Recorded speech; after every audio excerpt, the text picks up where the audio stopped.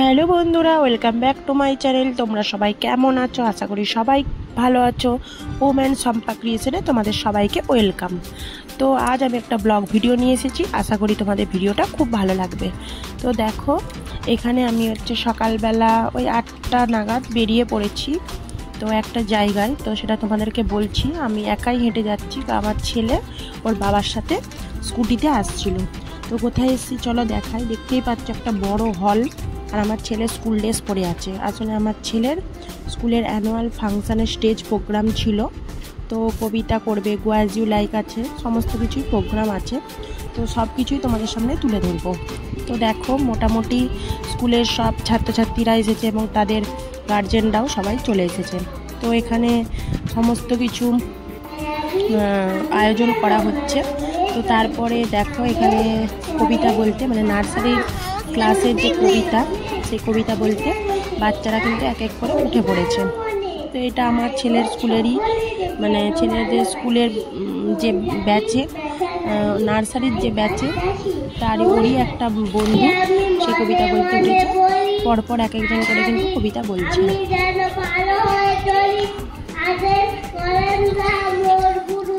এবং ছোট বাচ্চারা তাদের যথাসাধ্য সাধ্যমতো করার চেষ্টা করছে যে ভালো করে করা। তো তবুও তারা মোটামুটি ভালোই বলেছে। ছোটো ছোটো বাচ্চারা খুব আগ্রহ সহকারে কবিতা কিন্তু বলছে। এবং ওদের নার্সারিতে 10 জনের মতো স্টুডেন্ট আছে, এখানে 8 জনের মতো কিন্তু অংশগ্রহণ করেছিল। তো তারপরে আমার ছেলেও কিন্তু কবিতা বলতে উঠেছিল, সেটা তোমাদেরকে দেখাচ্ছিল। এই দেখো, আমি স্টেজের এই পাশে আছি, তো ও আমার দিকে তাকাচ্ছিল। তো আমি ওকে বললাম তুই কবিতাটা বল। তবে ও কবিতাটা খুব ভালোই বলেছে, প্রথম থেকে শেষ পর্যন্ত একদম সুন্দরভাবে কিন্তু কবিতাটা বলেছে।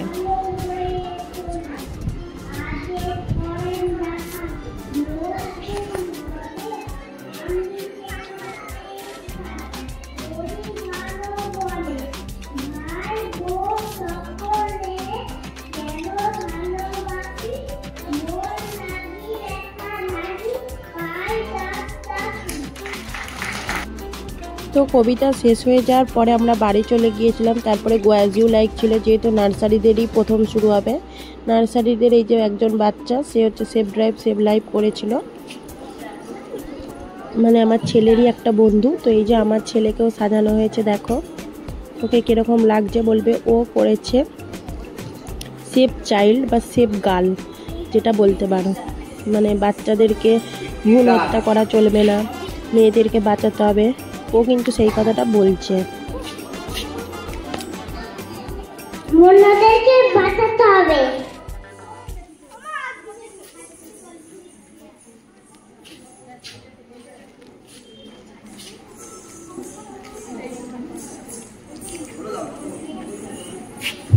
মহিলাদেরকে বাঁচাতে হবে।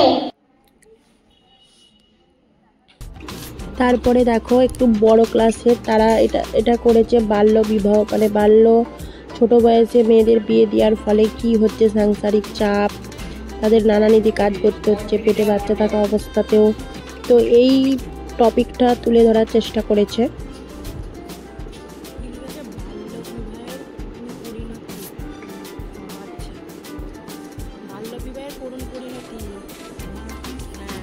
ছোট বয়সে বিয়ে দেওয়ার ফলে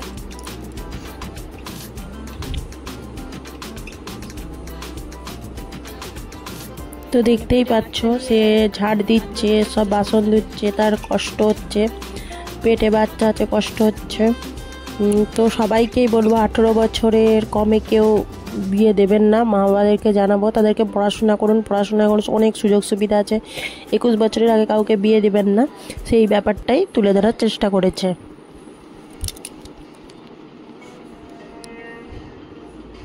তারপরে দেখো, এখানে শিবের তাণ্ডব হচ্ছে।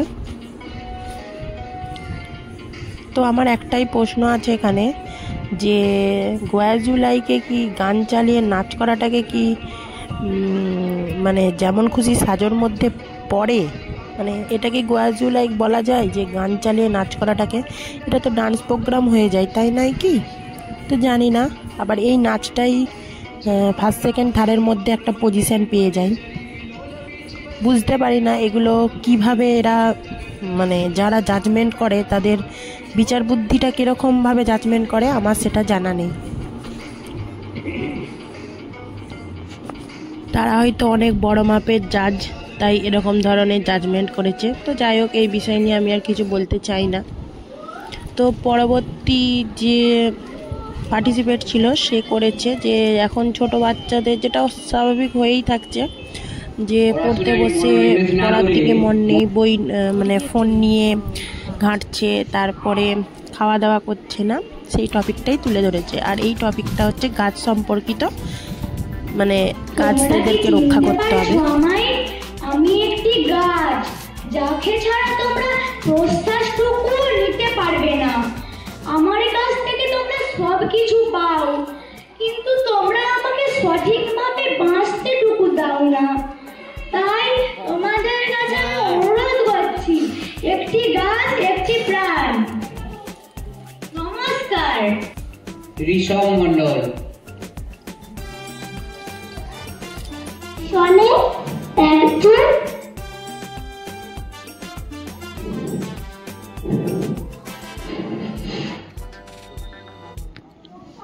বাবা ফোন করছে কেন? বাবা ফোন করছে কেন? দেখো তো। আমি স্বচ্ছ ভারত মিশনের একজন সমাজসেবী। অমৃত হাজরা। মোটর কোলাই গোল গোল নাচতে ভাঙে না, আর ওই পাড়ার শাশুড়িরা বৌমা চেনে না। দেন দেন দেন জামাই এসেছে, বাবা ফ্যান খাবার ডিব্বাটা ভেঙে ফেলেছে। হাঁটতে গেলাম, বাজার গেলাম, কিনিয়া আদা আদা খেয়ে ভোরের বাবা ঢালছে কাদা কাদা।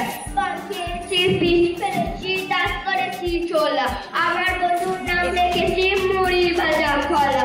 হ্যাঁ তার ঠোকা ঠোকা কানে গুঁজেছি, আর বর্ধমানের ডালাই এনে লুচি ভেজেছি। পরের মধ্যে কি? আমি নড়ি চড়াদার গ্রামে গ্রামে বহুরূপী দেখিয়ে পয়সা উপার্জন করি। বহুরূপী সমৃদ্ধ।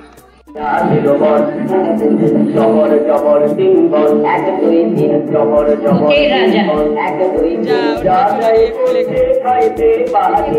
1 নম্বর 1 নম্বর যেখানে খুশি গাইতে পারি। 2 নম্বর 2 নম্বর কানে জামা মাগারে গাইতে পারি। 3 নম্বর 3 নম্বর। তারপরে দেখো বন্ধুরা, এটা হচ্ছে কিন্তু বিকালবেলা এই অনুষ্ঠানটা হচ্ছে। তো আমরা বাড়ি চলে গিয়েছিলাম, তো তখন অ্যানাউন্স করেনি যে কবিতা আবৃত্তি বা গোয়াজিউলাইকে কে ফার্স্ট সেকেন্ড থার্ড হয়েছে, ওই কারণে আমাদেরকে আসতে হয়েছিল। তো তারপরে অনেকেই বক্তৃতা দেওয়া হওয়ার ফলে তো তখন দেখলাম বৃষ্টি শুরু হয়ে গিয়েছিলো। তো ভেবেছিলাম যেতে পারবো না, তো বৃষ্টি থামতে তারপরে আবার ছেলেকে নিয়ে গিয়েছিলাম। তো সেখানে গিয়ে তখন অনেকেই বক্তৃতা দেওয়ার পরে উদ্বোধনী সঙ্গীত শুরু হয়েছিল। আর আমাকে গানটা মিউট করতে হয়েছে এই কারণে, যদি গানটা দিই তাহলে হয়তো কপিরাইট চলে আসবে। তো এটা হচ্ছে ওদের স্কুলেরই একটা ম্যাডাম, তো সে এই উদ্বোধনী সঙ্গীতটা মানে ডান্স করে দেখিয়েছে, খুব সুন্দর ডান্সটা করেছে।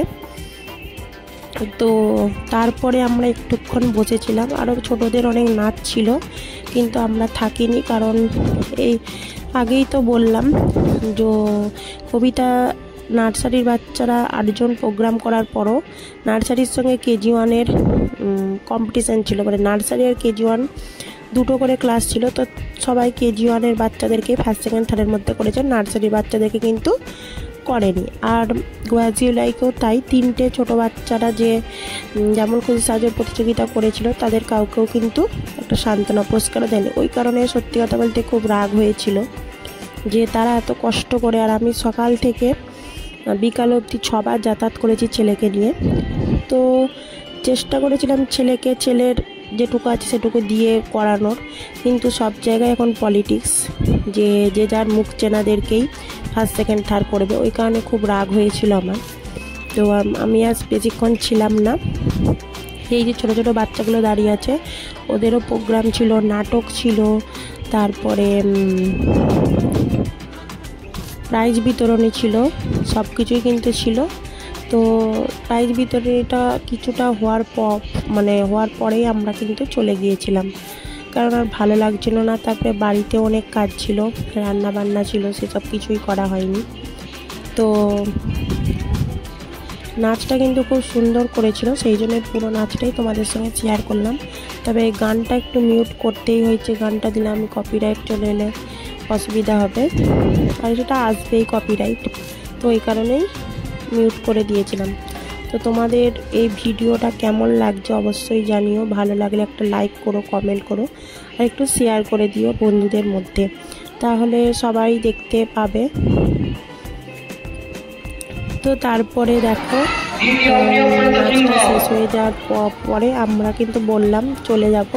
তো এই যে বাইরে থেকে অনেক লোক এসেছিলো, অনেকজন প্রোগ্রাম করা বাকি ছিল, তারা করবে। তো আমরা তারপরে বাড়ি চলে যাচ্ছি, মানে আমি আমার ছেলেকে নিয়ে, কারণ একটু সন্ধ্যেও হয়ে গিয়েছিলো, হেঁটে হেঁটে যেতে হবে। ভিডিওটা কেমন লাগলো জানি, আজকে আসি, টাটা, ভালো থেকো, সুস্থ থেকো।